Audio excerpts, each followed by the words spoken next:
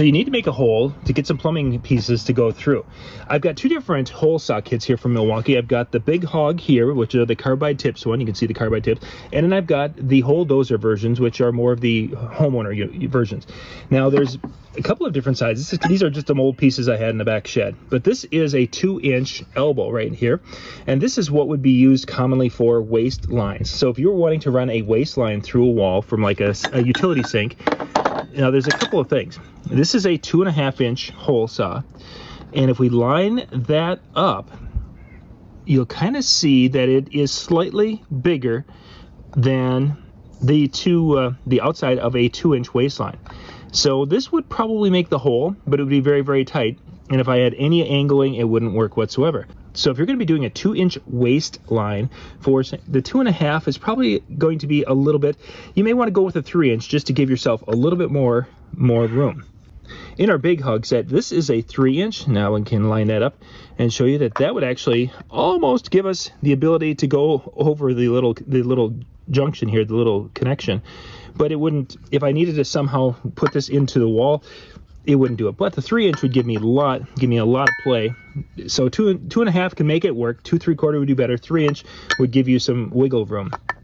Now, if we wanted to go beyond that, and we wanted to say we had to put this elbow and kind of fish it through, we might be looking at a larger hole saw like that. And this one this particular one is 3 5/8.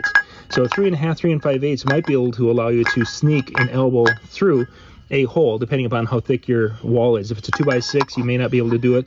If it's only a 1/2 inch, you might be able to do it. But just the idea that a 2-inch waste line is going to be able to go and see if you'd have a lot of extra on a 3 5/8 inch hole.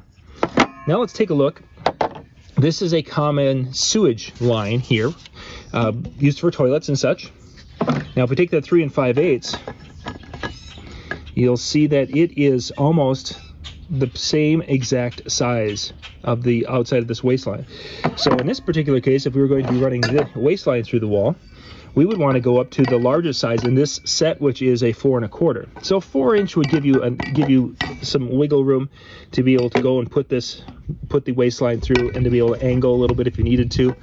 That would definitely get you there. This is 4 1/4, so you have even more wiggle room.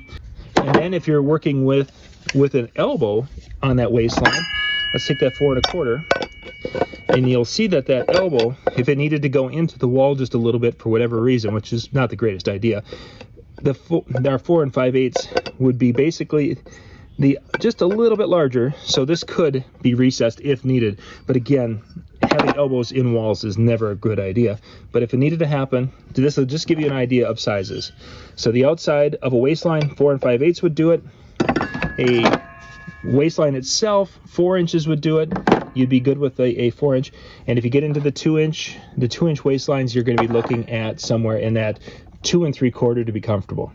We'll put links in the description below so you can check it out. But if you're looking for the hole saw to run some different PVC lines through the wall, Milwaukee's got a lot of options.